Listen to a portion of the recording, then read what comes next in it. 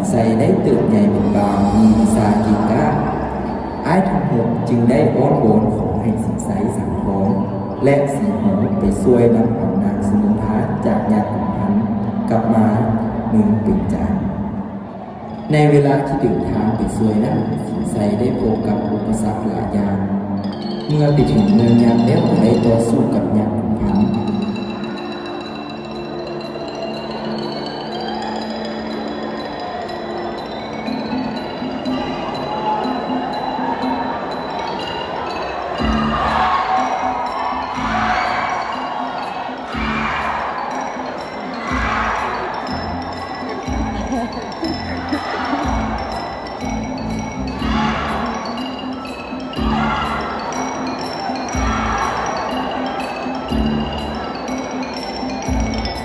ในขณะที่ต่อสู้กันยาดูเลือดนั้นสามสิงไซก็ได้ยิงธนูเข้าหาตัวของยักษ์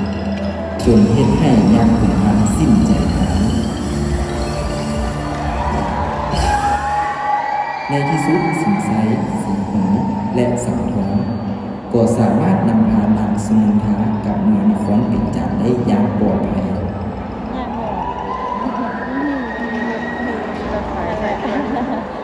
จะเรียนนะคะ